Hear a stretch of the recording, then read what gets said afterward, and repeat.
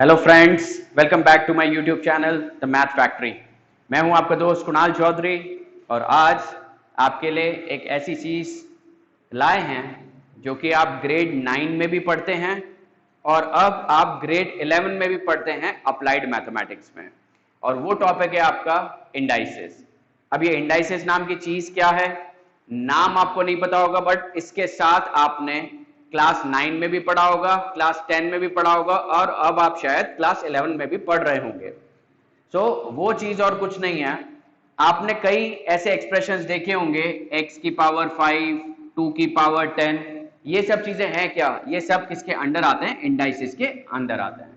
So if I represent this entire thing into a general form, then I write it as a की power में n, जहां पे ये a क्या होता है? आपका कहलाता है बेस। और ये जो आपका पावर में चढ़ा हुआ है उसका नाम क्या होता है? इंडेक्स, या फिर उसी को ही क्या कहते हैं? एक्सपोनेंट। पता होना चाहिए। सो a की पावर में n, a is the base, n is the exponent or the index. For example, x की पावर 5, 5 की पावर 10, y की पावर -3, z की पावर +4, एनीथिंग। मतलब आपके पास एक बेस होना चाहिए और ऊपर अगर पावर हुई तो वो आपका चीज क्या कहलाएगा? एक इंडेक्स कहलाएगा, या इंडाइसेस वाला चैप्टर। इसी चीज को अपन एक्सपोनेंट भी कहते हैं, जैसे आपने देखा है।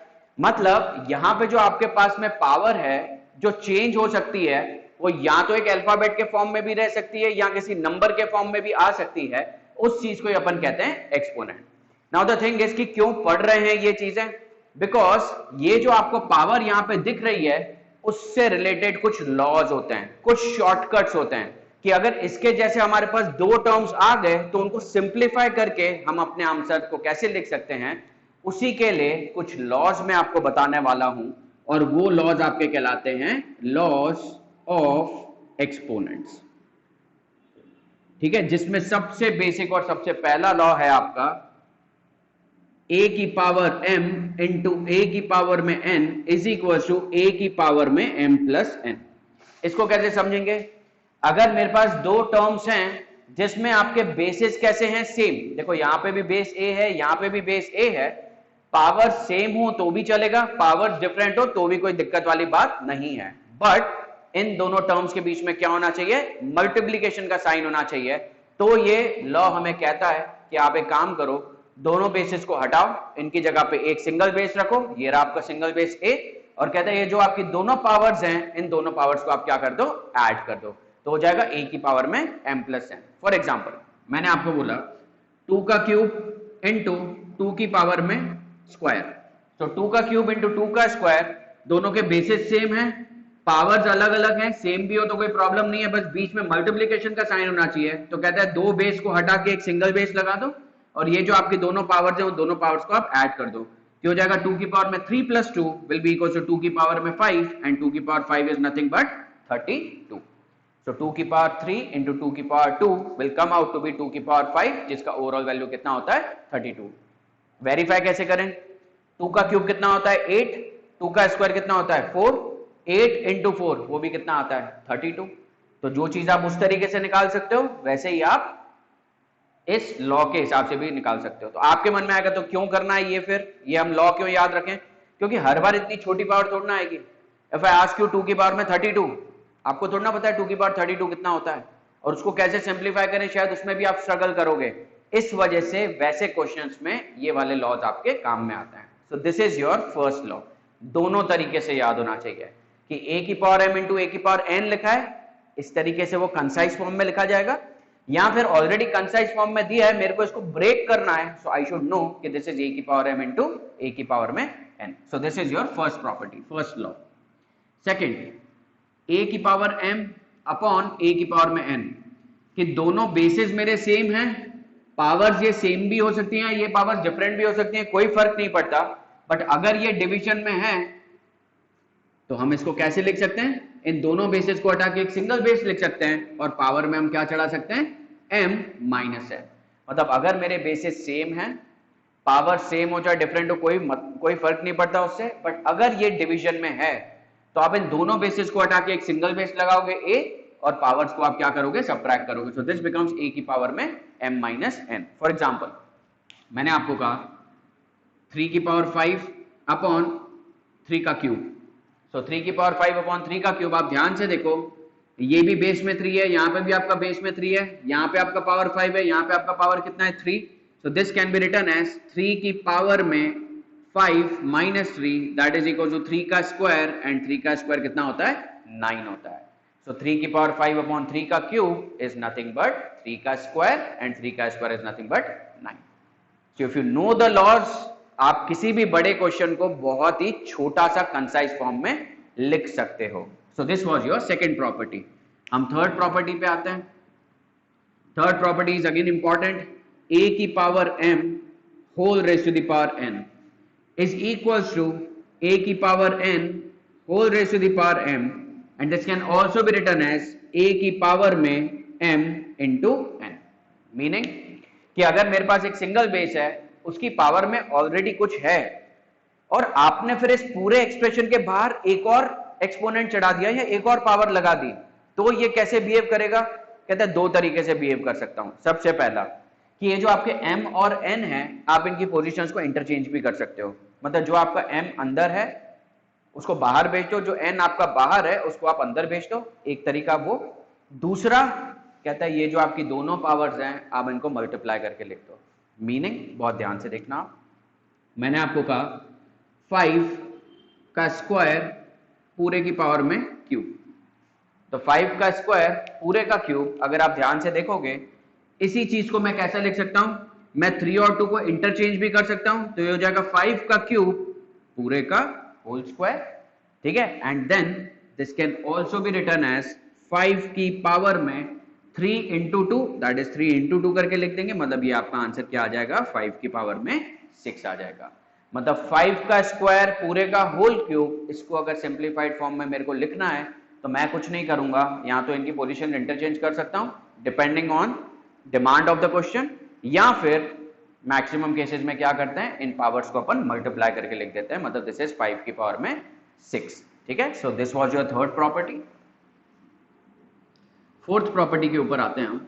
तो फोर्थ प्रॉपर्टी आपकी होती है a की पावर में माइनस m, कि सर अगर मेरी पावर में बेस की पावर में अगर नेगेटिव आ जाता है तो फिर उसको पॉजिटिव कैसे बनाया जाता है? तो a की power minus m can be written as 1 upon a की पावर में m। मतलब अगर आपको कभी भी नेगेटिव पावर को पॉजिटिव बनाना है तो आप अपने बेस को क्या कर सकते हो? रेसिप्रोकेट कर सकते हो। आप देखो फॉर एग्जांपल मैंने आपको बोला कि मेरे को 2 की पावर में -3 चाहिए, आप बोलोगे सर मुझे नेगेटिव पावर नहीं पसंद आ रही है, इसको मुझे पॉजिटिव पावर करना है, तो आप उसको पॉजिटिव कैसे करोगे? आप इस 2 के पास जाओगे, आप इस 2 को क्या बोलोगे कि भाई तू रेसिप्रोकेट हो जा। जैसे ही वो रेसिप्रोकेट होगा इस 2 की पावर क्या हो जाएगी? पॉजिटिव हो जाएगी। मीनिंग कि 2 को अगर रेसिप्रोकेट करूंगा तो क्या बन जाएगा 1/2, और इस 1/2 की पावर में आप क्या चढ़ा दोगे? 3 चढ़ा दोगे, ठीक है। सो 2 की power -3 can be written as 1/2 का cube. Now the thing is कई लोग ऐसा जनरलाइज कर जाते हैं यहाँ पे कि हमेशा ऐसा एक नंबर होगा जो न्यूमरेटर में होगा, उसकी पावर नेगेटिव होगी तो उसी को ही पॉजिटिव करने का तरीका है। ऐसा नहीं है। आप इसको किस तरीके से जनरलाइज करो कि जहां पे भी नेगेटिव पावर है, अगर वो न्यूमरेटर में नेगेटिव पावर है डिनोमिनेटर में ले आओ पॉजिटिव हो जाएगी, डिनोमिनेटर में नेगेटिव पावर है उसको न्यूमरेटर में ले जाओ पॉजिटिव हो जाएगा। फॉर एग्जाम्पल 2 की पावर -3 को आपने बोला 1/2 का क्यूब। लेट से अगर मेरा क्वेश्चन ऐसा होता 1/2 की पावर -3, आप क्या करते? आप बोलोगे सर नहीं पसंद आ रहा -3, मैं आपको क्या बोलता, ये जो 2 आपका डिनोमिनेटर में इसको रेसिप्रोकेट करके ऊपर ले जाओ, ये क्या बन जाएगा? ऊपर जाके सिर्फ 2 बन जाएगा, क्योंकि अभी तो 1/2 बना हुआ है, ऊपर चला जाएगा तो 2 की पावर में +3। मतलब यहां पे जब आप जाओगे तो यहाँ पे आपका आंसर आ रहा है 1/8, और यहाँ पे जब आप गए तो आपका आंसर क्या आ गया? 8 आ गया। मतलब ऊपर नेगेटिव तो नीचे भेजो पॉजिटिव हो जाएगा, नीचे पॉजिटिव है ऊपर भेजो पॉजिटिव हो जाएगा। मतलब डायरेक्शन चेंज कर दो, पावर ऑटोमेटिक क्या हो जाएगी? पॉजिटिव हो जाएगी। So this was your fourth law. फिर फिफ्थ पे आते हैं अपन। फिफ्थ होता है a की पावर m इंटू b की power m is equal to a into b पूरे की पावर में m। कि अगर मेरे पास, आप क्या नोटिस कर रहे हो, यहाँ पे a और b मेरे दो डिफरेंट बेसेस हैं, दोनों अलग अलग बेस हैं, बट अब पावर्स देखो दोनों की पावर क्या है? Exactly same. कई बच्चे इस चीज को इसके साथ कंफ्यूज कर जाते हैं कि सर ये और ये चीज सेम ही तो है। अरे सेम नहीं है, उधर आपके दोनों बेसिस बराबर थे, दोनों जगहों पे बेस में a लिखा हुआ था, जबकि अगर आप यहाँ पे देखोगे तो इधर आपका बेस में a लिखा है, जबकि यहाँ पे बेस में क्या लिखा हुआ है, b लिखा हुआ है। बट क्या ध्यान दे रहे हो आप कि भाई दोनों की पावर कैसी है, सेम टू सेम है और दोनों में m लिखा हुआ है। And last but not the least, दोनों के बीच में इनटू का साइन होना चाहिए।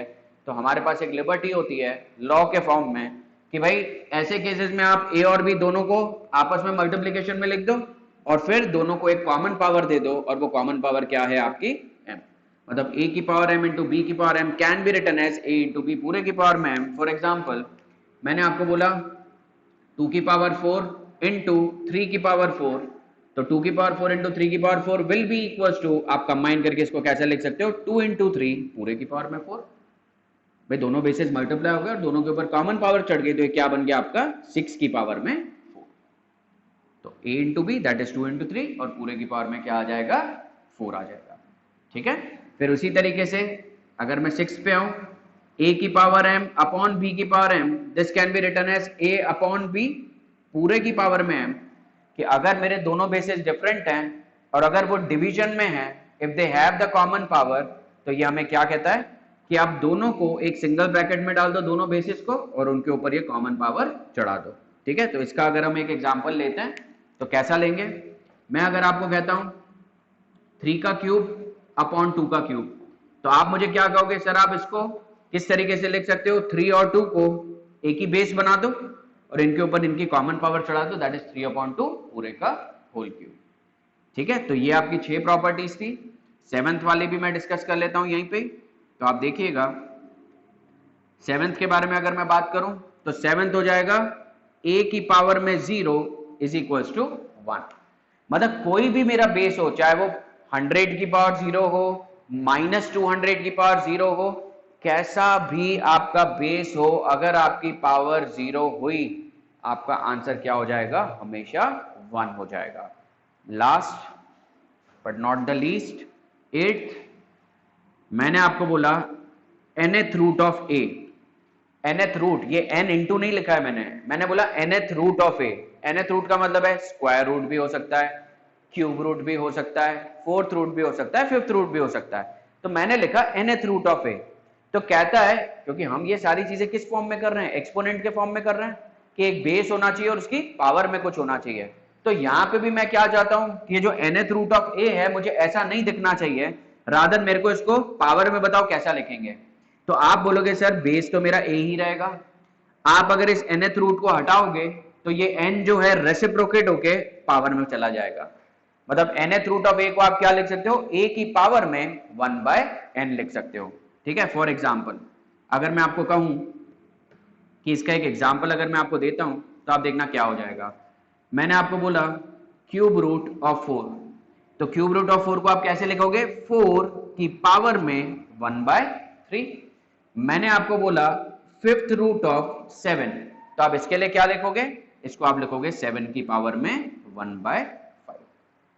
ठीक है, तो ये आपके कुछ 8 लॉज हैं, 1 2 3 4 5 6 7 एंड 8।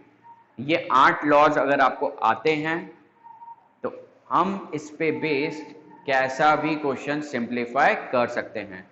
सो कब कब काम आता है, जब पावर्स बहुत ज्यादा फ्रैक्शन में हो, बहुत ज्यादा नेगेटिव हो या बहुत ज्यादा बड़ी हो और क्वेश्चन के ऊपर लिखा है सिंप्लीफाई करके बताओ और चीजें मल्टीप्लिकेशन डिवीजन में भी हो, उस केस में आपको अगर ये 8 लॉज आते हैं आप उस चीज को बहुत ही इजीली सिंप्लीफाई कर सकते हो।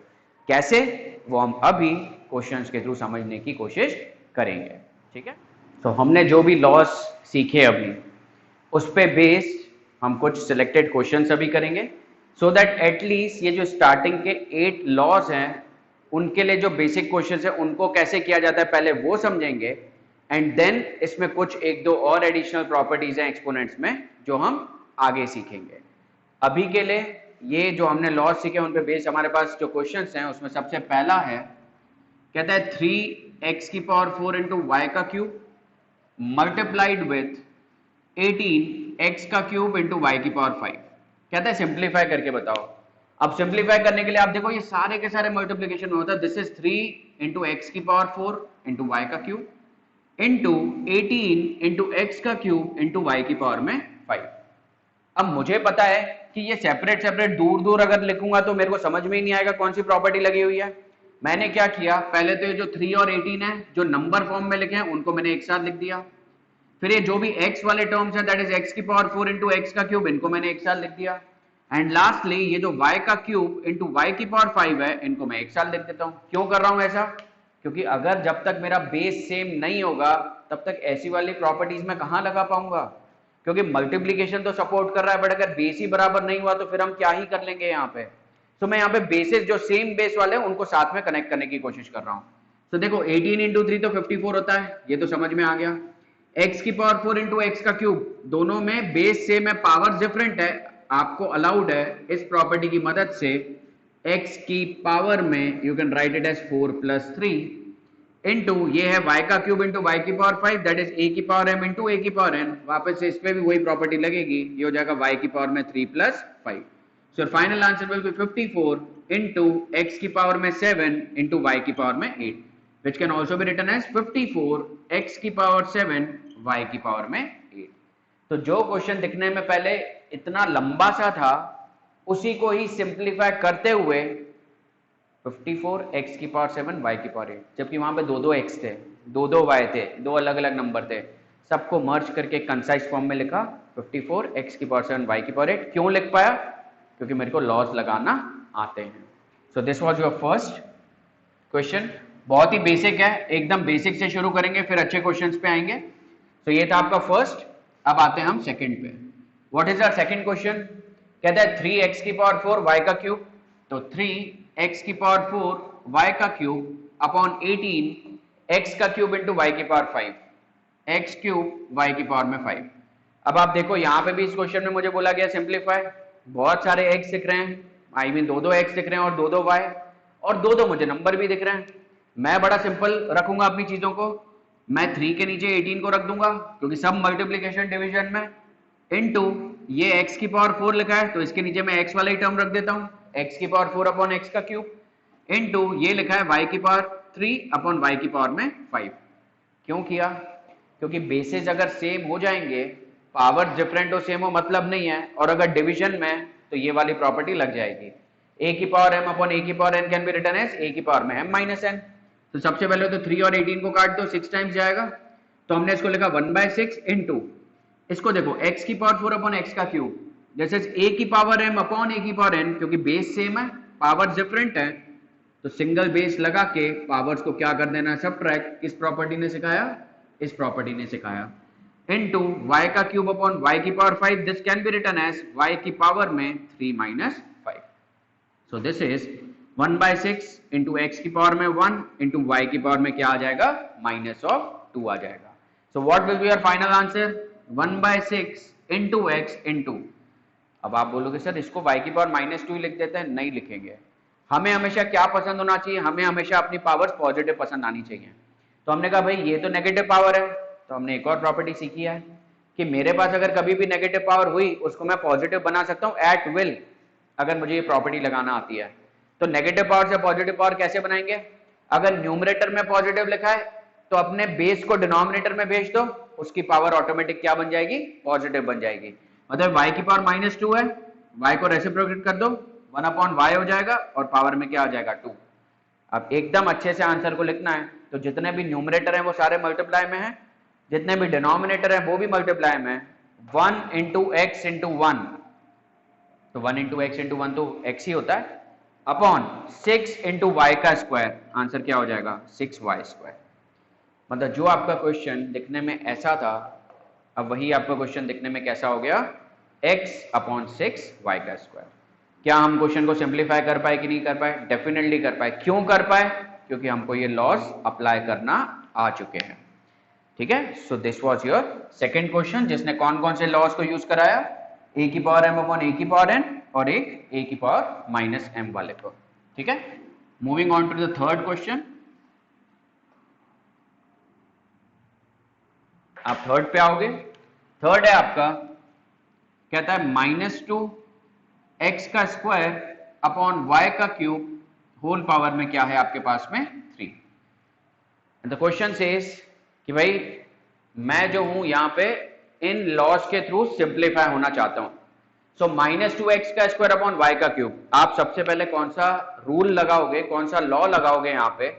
आप देखो, इस पूरी चीज को आप a मानो और इस पूरी चीज को आप b मानो। तो मेरे पास एक लॉ है a upon b whole raise to the power m। मैंने आपको बोला है दोनों तरीके से आना चाहिए। आप देखो यहाँ पे न्यूमरेटर में कुछ और है, डिनोमिनेटर में कुछ और है, बट इन दोनों के ऊपर एक कॉमन पावर लगा हुआ है 3। ऐसा कुछ मैं यहाँ पे पढ़ के बैठा हूं कि अगर मेरे पास एक सिंगल बेस है, न्यूमरेटर और डिनोमिनेटर में अलग अलग चीजें हैं, और अगर उनका पावर सेम है, तो मैं दोनों को अपना अपना इंडिविजुअल पावर दे सकता हूं। मतलब a को भी अपना पावर m मिलेगा, b को भी अपना पावर m मिलेगा। तो अब यहाँ पे देखो, ये जो -2x² का क्यूब है, इसको मैं एक ही ब्रैकेट में डाल के क्यूब लिख दूंगा अपॉन ये जो नीचे वाला डिनोमिनेटर है उसको भी मैं अपना खुद का एक पावर दे दूंगा। मतलब a अपॉन बी पूरे की पावर में m था, a को अपना पावर m दे दिया और b को अपना पावर m दे दिया। अब ध्यान से देखना, मैंने कहा सिंप्लीफाई करने को कह रहा है। आप देखो यहाँ पे ये -2 इंटू एक्स का स्क्वायर पूरे की पावर में 3 लिखा है। मतलब हमने एक ये वाली प्रॉपर्टी भी पढ़ी है कि अगर मेरे दोनों बेस एक ही ब्रैकेट में बट इनके ऊपर एक कॉमन पावर है, तो मुझे अलाउड है कि मैं दोनों को अपनी अपनी पावर दे सकता हूं। तो ये -2 है इंटू एक्स का स्क्वायर है, दोनों के ऊपर एक कॉमन पावर है 3, तो आपको परमिशन है कि आप -2 को अपनी पावर 3 दे सकते हो और एक्स स्क्वायर को आप अपनी पावर 3 दे सकते हो। अपॉन नीचे वाला सॉर्टेड है, वो कह रहा है कि y क्यूब का होल क्यूब ही हूं मैं। आया आपको समझ में? सो -2 का होल क्यूब, -2 को अगर अपन 3 बार मल्टीप्लाई करेंगे तो -2 इंटू -2 इंटू -2 कितना हो जाएगा? वो -8 इंटू, अब इसको देखो आप, x का स्क्वायर पूरे का होल क्यूब, आते हैं इस पे, x का स्क्वायर पूरे का होल क्यूब। तो मुझे क्या परमिशन है कि मैं अपने बेस को तो एज इट इज रखूंगा, पावर्स को क्या कर दूंगा? मैं मल्टीप्लाई कर दूंगा। सो आप देखो ये लिखा है एक्स स्क्वायर का होल क्यूब, मतलब इसको मैं क्या लिख सकता हूं? x की पावर में 2 इंटू 3 होल अपॉन, नीचे भी यही काम होगा, वो है y क्यूब का होल क्यूब। मतलब बेस तो एक ही है, उसके ऊपर एक पावर है और उसके होल के ऊपर एक और पावर दी हुई है। तो ये वापस से यही कहानी बन रही है, a की power m whole raise to the power n। मतलब आप क्या लिखोगे? a की पावर में m into n, that is y की पावर में 3 इंटू 3। अब जैसा आंसर आ रहा है वही आपका फाइनल आंसर हो जाएगा। -8 remains as it is, x की पावर में 2 इंटू 3 इज x की पावर में 6 अपॉन ये हो जाएगा y की पावर में 3 इंटू 3 इज 9। मतलब अच्छे से लिखेंगे तो -8 x की पावर 6 अपॉन y की पावर में 9। This is the final answer of the question. Simplify करना था, बहुत सारी पावर दिख रही थी, बहुत सारे ब्रैकेट्स दिख रहे थे, हटा दिया, कोई ब्रैकेट नहीं है, फाइनल आपका आंसर आ गया। This is known as the process of simplification. ठीक है, so this was your third question. वैसे ही फोर्थ देखेंगे, तो आप फोर्थ को देखो। फोर्थ वाला इज अगेन इंटरेस्टिंग। अब धीरे धीरे हम ऊपर लेके जाएंगे क्वेश्चंस को, ताकि पूरा कॉन्सेप्ट एकदम अच्छे से समझ में आए। सो 625 की पावर में -1/2, इस पूरे की पावर में -1/4, और इसकी भी पावर में क्या आएगा? 2 आएगा।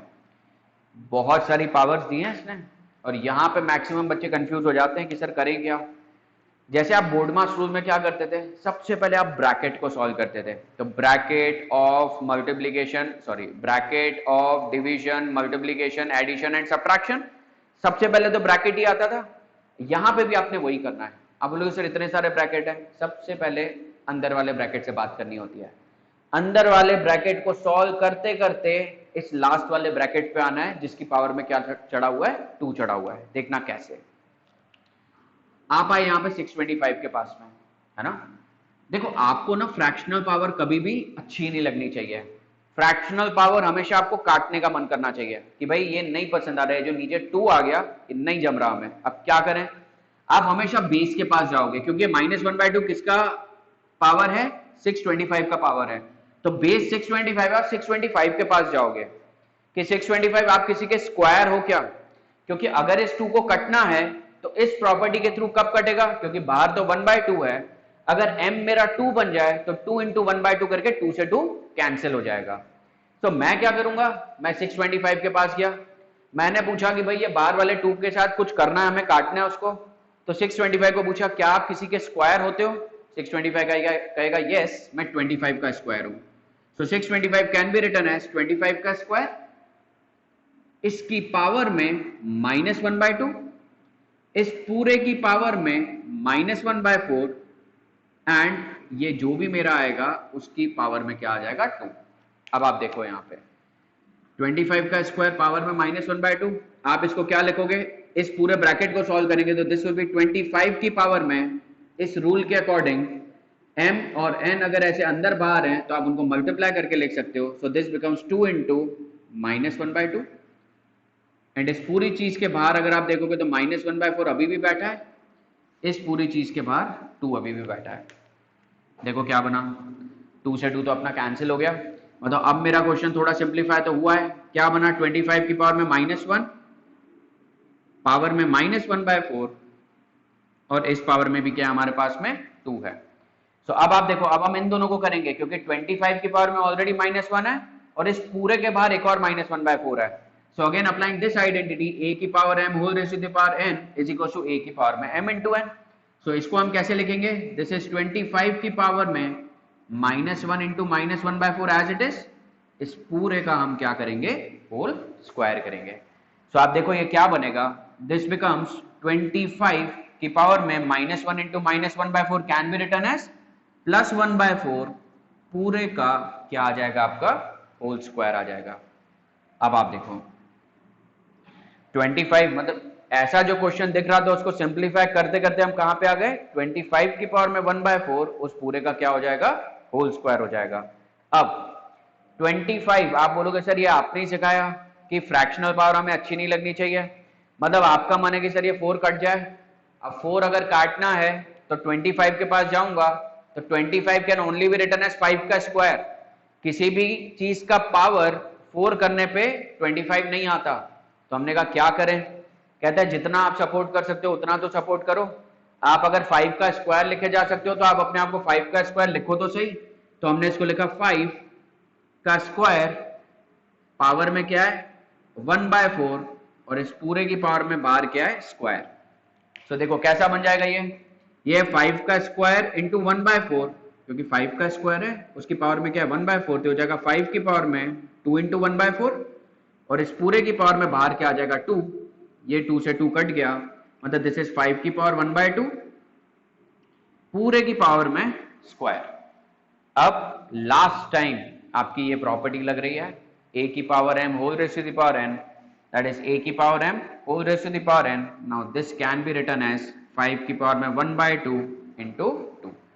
तो आपका 2 से 2 क्या हो जाएगा, कैंसिल हो जाएगा, आंसर क्या हो जाएगा 5 की पावर 1, योर आंसर इज 5।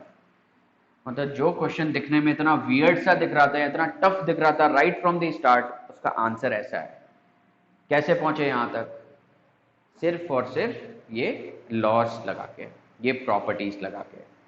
सो क्या करना था, ये रिपीटेडली कौन सी प्रॉपर्टी में मैंने आपको क्वेश्चन करवाया, a की power m whole raise to the power n, but again ध्यान क्या देना था, अंदर वाले ब्रैकेट को सॉल्व करते करते बाहर वाले ब्रैकेट की तरफ आना था, तभी सिंप्लीफाई हो पाएगा, नहीं तो हमेशा आप बीच में अटक जाओगे या कंफ्यूज हो जाओगे। So this was your 4th question. I hope आपको बहुत अच्छे से समझ में आ रहा होगा। So this was the 4th one. Coming on to the 5th। आप 5th पे आओगे तो 5th वाला है आपका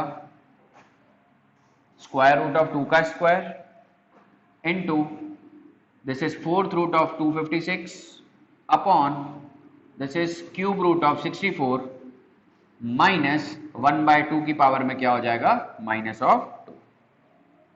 ठीक है, अब आपको देखना है यहां पे, आप देखो अंडर रूट के अंदर 2 का स्क्वायर, मतलब ये जो 2 का स्क्वायर है वो है क्या, 2 × 2 ही है।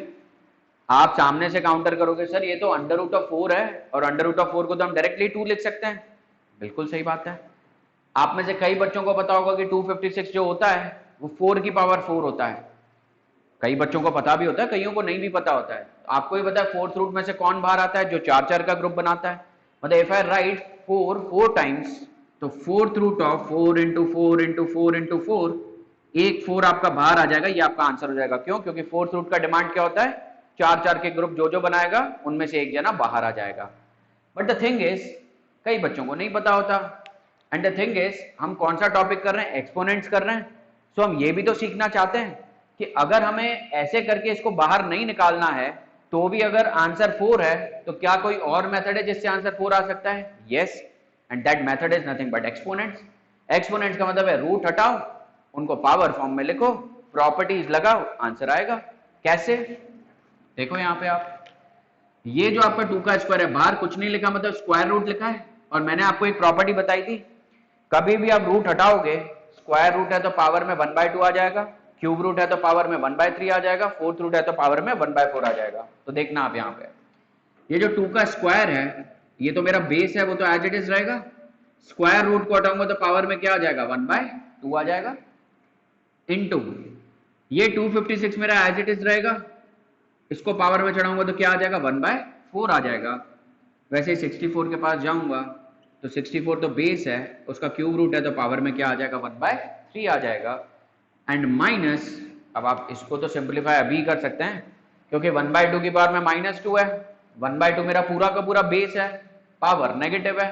आप बताओ नेगेटिव पावर को पॉजिटिव पावर बनाना है, आप ही ने मुझे बोला सर अपना जो बेस है आपका उसको रेसिप्रोकेट कर दो, मतलब अगर ये 1/2 लिखा है, इसको रेसिप्रोकेट करूंगा तो क्या बनेगा, 2 बनेगा, तो ये जो नेगेटिव पावर है ऑटोमेटिक क्या बन जाएगी, पॉजिटिव।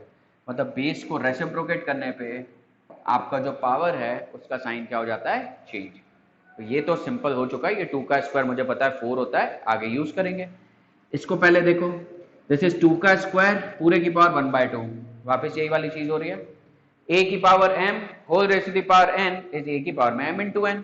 तो यहाँ पे मैं पावर्स को क्या करूंगा, मल्टीप्लाई, तो 2 की पावर में 2 इंटू 1/2 मल्टीप्लाइड बाय, अब देखो ये जो बाहर 4 है, आप 256 को प्राइम फैक्टराइजेशन करोगे तो 2 की पावर 8 आएगा। या अगर आपको थोड़ा भी 4 के बारे में याद है, ये 4 को कैंसिल करना है, 256 डेफिनेटली आपकी मदद करेगा क्योंकि 256 can be written as 4 raise to the power 4। अगर नहीं याद है तो आप क्या कर सकते हो, 256 को फैक्टराइज कर दो, ये हो जाएगा 128, ये आ जाएगा 64, ये आ जाएगा आपका 32, दिस विल बी 216, 28, 24, 22 एंड 21। अगर आप ध्यान से देखोगे 1 2 3 4 5 6 7 8, मतलब this 256 can also be written as 2 raise to the power 8। तो जिसको 4 की पावर 4 नहीं याद है तो टेंशन की कोई बात नहीं है, आप जैसे ही प्राइम फैक्टराइजेशन करोगे आपको ये 2 की पावर 8 भी जवाब देगा, आंसर सेम ही आना है। पर अगर 4 की पावर 4 याद है थोड़ा जल्दी आंसर आ जाएगा। सो दिस इज 2 की पावर 8 पूरे की पावर में 1/4 अपॉन यही जो 64 है, आपको बाहर क्यूब को काटना है, 64 कैन बी रिटन एज 4 का क्यूब, और अगर आपको वो 4 का क्यूब नहीं याद है तो आप यहाँ पे ध्यान से देखो कि एज एफ 64 का फैक्टराइजेशन किया होता 1 2 3 4 5 6, 64 इज नथिंग बट 2 की पावर 6 भी होता है। तो जिसको 4 का क्यूब नहीं याद है आप उसी चीज को क्या लिख सकते हो, सर 2 की पावर 6 पूरे की पावर में 1/3। लिखना क्या चाहिए था, 4 का क्यूब ही लिखना चाहिए था, बट नहीं याद है तो 4 का क्यूब और किसके बराबर होता है, 2 की पावर 6 के भी बराबर होता है। ठीक है, तो अब हम क्या करेंगे, ये जो भी चीज हमने सीखी इसको सिंप्लीफाई करने की कोशिश करेंगे क्योंकि ये -2 का स्क्वायर एज इट इज पड़ा है। अब आप ध्यान से देखो, ये जो आपकी पावर्स हैं ये मल्टीप्लाई होंगी, 2 से 2 कैंसिल हो गया, वैसे ये 8 इज 1/4 के साथ मल्टीप्लाई होगा इसी प्रॉपर्टी से। मैं थोड़ा डायरेक्ट काम कर रहा हूं, मैं यहीं पे ही काट देता हूं, 4 2 जा 8 होता है। वैसे 2 की पावर 6 पूरे की पावर में 1/3, 6 इंटू 1/3 जब मल्टीप्लाई होगा 3 2 जा 6, क्या बनेगा ये 2 की पावर 1 माइनस 2 का स्क्वायर अपॉन नीचे भी क्या आ गया 2 का स्क्वायर, और यहाँ पे क्या है -2 का स्क्वायर। अब हमें ये चीजें तो पता है कि 2 की पावर 1 क्या होता है आपका, 2 की पावर 1 इज 2, -2 का स्क्वायर इज 4 अपॉन नीचे भी 2 का स्क्वायर इज 4, और यहाँ पे क्या आ जाएगा -4 आ जाएगा। सो आप सिंप्लीफाई करोगे तो 2 - 4 is -2, so this is -2 upon 4 and this is -4, सो 2 1 जा 2, 2 2 जा 4, कितना बना ये, दिस इज -1/2 एंड -4, आप एलसीएम लोगे तो आपका आंसर क्या आएगा, -1 - 8, आपका आंसर कैसा आ जाएगा, -9/4 आ जाएगा। तो जो आपको दिखने में ऐसा लग रहा था वही आपका कैसा आ गया, -9/4 आंसर बन गया है। आई होप आपको ये प्रॉपर्टी समझ में आ रही है किस तरीके से लगानी है। ठीक है, तो ये था आपका 5th क्वेश्चन, आई गेस आपको ये पूरा समझ में आया होगा। अब एक लास्ट क्वेश्चन जो हमें समझना है, तो हम जितने भी क्वेश्चन कर चुके हैं उनको हम एक बार रब कर देते हैं सो दैट थोड़ा स्पेस क्रिएट हो जाए हमारे पास। अब हम देखते हैं एक last question, that is 6th वाला। 81/16 की पावर में है 3/4 इंटू यहाँ पे लिखा है 25/9 की पावर में -3/2 डिवाइडेड बाय 5/2 की पावर में -3, ऐसा लिखा है। अब देखो हम क्या करेंगे, यहाँ पे ये 81/16 पावर में 3/4 है, इसको सिंप्लीफाई करना है। आप ध्यान से देखो, मैंने आपको बोला आपको फ्रैक्शनल पावर पसंद नहीं आनी चाहिए। फ्रैक्शनल पावर पसंद नहीं आनी चाहिए का मतलब ये 4 कटना चाहिए। उसके लिए मदद कौन करेगा, ये बेस मदद करेगा। आप 81 के पास गए, 81 बोलेगा यस मैं 3 की पावर 4 होता हूँ। आप 16 के पास जाओगे, 16 भी बोलेगा यस मैं भी 2 की पावर 4 होता हूँ। मतलब अरेंजमेंट होना पॉसिबल है। तो पावर में 3/4 लिख दिया, इनटू यहाँ पे भी अंदर जाएंगे तो सबसे पहला काम आप क्या करो, नेगेटिव पावर को पॉजिटिव बनाओ, बाद में देखा जाएगा क्या करना है। तो आप जैसे ही नेगेटिव पावर को पॉजिटिव बनाना होगा तो आपको बेस को क्या करना है, रेसिप्रोकेट। ये हो जाएगा 9/25, बेस को रेसिप्रोकेट किया, पावर अपने आप पॉजिटिव हो जाएगी। फिर डिवीजन का साइन, 5/2 की पावर में -3, इसको भी घुमा दो आप, रेसिप्रोकेट करोगे तो 2/5 की पावर में कितना हो जाएगा, 3 हो जाएगा। अब आप देखो एक प्रॉपर्टी आपके पास थी, a की पावर m अपॉन b की power m can be written as a upon b पूरे की पावर में। दो अलग अलग बेसिस हैं और सेम पावर कैरी करके बैठे हैं, तो दो अलग अलग बेसिस हैं सेम पावर कैरी करके बैठे हैं, तो मैं इनको क्या लिख सकता हूँ, 3/2 की पावर में 4, एक ही बेस में डाल दिया दोनों को और कॉमन पावर चढ़ा दी और बाहर किसको रख दिया, 3/4 को, इनटू आप यहाँ पे ध्यान से देखो। अब इस 2 को भी मेरे को काटना है क्योंकि ये भी फ्रैक्शनल पावर है, तो अंदर वाला ये जो 9 है ये बोलेगा मेरे को लिख दो 3 का स्क्वायर, 25 बोलेगा मेरे को लिख दो 5 का स्क्वायर पावर में 3/2, एंड ये है आपका डिवीजन में 2/5 का whole cube as it is. देखना क्या बनेगा, ये इधर तो कम से कम प्रॉपर्टी लगा ही सकते हैं, 3/2 की पावर 4 होल टू की पावर 3/4, तो ये वाली आइडेंटिटी के हिसाब से 3/2 की पावर में 4 इंटू 3/4 हो जाएगा, ये 4 से 4 आपका कैंसिल। सिमिलरली आप यहां पे जाओगे, इसको आप लिखोगे 3/5 का स्क्वायर, इसके पूरे की पावर में 3/2 एंड देन डिवीजन में ये 3/5 का होल स्क्वायर कैसे लिख पाया, ये वाली आइडेंटिटी से, बिकॉज 3 का स्क्वायर अपॉन 5 का square can be written as 3/5 का whole square, so this is 3/5 का होल स्क्वायर पावर में 3/2, 2/5 का क्या हो जाएगा यहाँ पे क्यूब हो जाएगा। ठीक है, तो ये क्या बन गया हमारा, 3/2 का होल क्यूब इंटू 3/5 का होल स्क्वायर इंटू 3/2। आपको ही पता है ये पावर्स अब मल्टीप्लाई हो जाएंगी, इसकी वजह से 2 से 2 आपका कैंसिल हो जाएगा, क्या बनेगा आपका 3/5 का होल क्यूब बनेगा डिवाइडेड बाय 2/5 का होल क्यूब बनेगा। ठीक है, इतना हम सिंप्लीफाई कर चुके हैं। अब बस प्रॉब्लम कहां पे आ रही है कि सर ये जो डिवीजन का साइन है, इस डिवीजन साइन का क्या करें, आप ही मेरे को बताओ। मैं अगर आपको कहता हूं 1/2 डिवाइडेड बाय 3/4, तो आप इसको कैसे लिखोगे, 1/2 डिवाइडेड बाय 3/4 लिखोगे। मतलब अल्टीमेटली ये जो आपका 4th पोजीशन पे ये फर्स्ट पे जाएगा और जो 3rd पे है वो सेकंड पे जाएगा, मतलब 1/2 इंटू आप इसको क्या लिखोगे 4/3। मतलब यहाँ पे आपने क्या किया, मैं क्या बताने की कोशिश कर रहा हूं आपको कि अगर आपको डिवीजन से मल्टीप्लीकेशन में जाना है तो 1/2 तो एज इट इज था, यहाँ डिवीजन के बाजू में 3/4 लिखा था, बट यहाँ पे जैसे ये मल्टीप्लीकेशन का साइन आया तो ये 3/4 क्या बन गया आपका 4/3 बन गया। मतलब अगर आपको डिवीजन साइन से हट के अगर मल्टीप्लीकेशन साइन में जाना है, आपको इसको रेसिप्रोकेट कर देना होता है। जैसे ये था ना 1/2 डिवाइडेड बाय 3/4, जैसे ही डिवीजन का मैंने मल्टीप्लीकेशन साइन लगाया, ये बाजू वाला 3/4 कैसा बन गया 4/3। अगेन अ शॉर्टकट ट्रिक, अगर नहीं तो फिर आपको ऐसे डिवीजन में लेके जाना पड़ेगा। अगेन थोड़ा ट्रबलसम है, नहीं करना चाहिए मेरे ख्याल से। तो अपन क्या करेंगे, यहाँ पे ये 3/2 का होल क्यूब है इनटू दिस इज 3/5 का होल क्यूब इनटू मैंने लगा दिया, इसको रेसिप्रोकेट कर देंगे तो ये क्या हो जाएगा 5/2 का होल क्यूब आ जाएगा यहाँ पे। अब हमें क्या करना है, थोड़ा सा इसको सिंप्लीफाई करना है। कैसे, आप देखो यहाँ पे अभी तक हम क्या कर रहे थे, अलग अलग बेसिस से सेम पावर थी तो मर्ज करके एक कॉमन बेस बना दिया और एक सिंगल पावर लगा दी। अब टाइम आ चुका है, इन लोगों को थोड़ा काटना है हमें।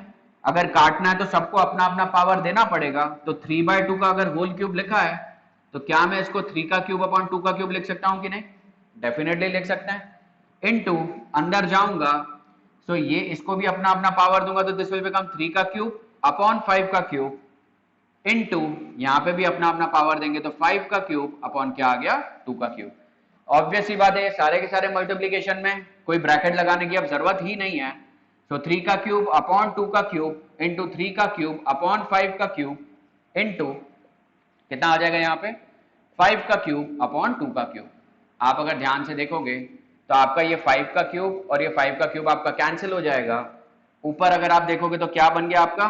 3 का क्यूब इंटू 3 का क्यूब, दिस इज 3 का क्यूब इंटू 3 का क्यूब अपॉन नीचे आपके पास क्या बच रहा है? 2 का क्यूब इंटू 2 का क्यूब। तो कैसा हो जाएगा? देखो बेसिस आपके सेम है, इन पावर्स को अपन क्या कर देंगे? ऐड कर देंगे। तो क्या हो जाएगा? 3 की पावर में 3 + 3 कितना हो जाएगा? 6 अपॉन 2 का क्यूब इंटू 2 का क्यूब, ये हो जाएगा 2 की पावर में 3 + 3 again will come out to be 6। ठीक है, 3 की पावर 4 इज 81, 3 की पावर 5 इज 243। तो 243 में एक और बार अगर हम 3 मल्टीप्लाई करेंगे कितना आ जाएगा? 729। सो 3 की power 6 is nothing but 729, this is nothing but 729 upon 2 raised to the power 6 is how much? 64. So your answer is 729 upon 64. So आप अगर बाकी टेक्स्ट बुक्स में देखेंगे तो यहाँ पे -3/4 होगा। यहाँ पे अगर -3/4 होता तो पूरा क्वेश्चन सॉल्व करने पे ऐसा आंसर नहीं आता। ये जो आपके एंड में बच गए हैं 3 का क्यूब, 2 का क्यूब, 3 का क्यूब और 2 का क्यूब, ये सब आपस में कैंसिल हो जाते हैं। उस केस में आपका आंसर क्या आता? 1 आता।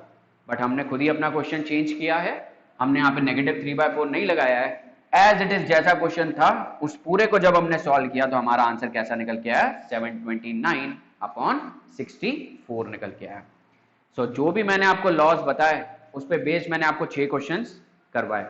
अगर आपको ये 6 क्वेश्चन समझ में आ गए तो एक्सपोनेंट्स पे बेस्ड इन 8 प्रॉपर्टीज या 8 लॉस पे बेस्ड जितने भी क्वेश्चंस हैं आपसे सारे के सारे बन जाएंगे। सो आई होप आपको ये कॉन्सेप्ट इजीली समझ में आया। यस, थोड़ी सी आप प्रैक्टिस करोगे तो धीरे धीरे ये कमांड पे आ जाएगा। अगर आपने ग्रेड 9 में मेहनत नहीं की है, एनीवेज ग्रेड 11 में अप्लाइड मैथ में ये वापस से रिपीट हो ही रहा है। मतलब ये इतना ज्यादा इंपॉर्टेंट टॉपिक है। सो अगर आपको ये वीडियो पसंद आया तो please do like, subscribe and share. And अगर आपको और भी ऐसे कॉन्सेप्ट चाहिए so please drop a message in the comment box. For today we leave here. Thank you so much.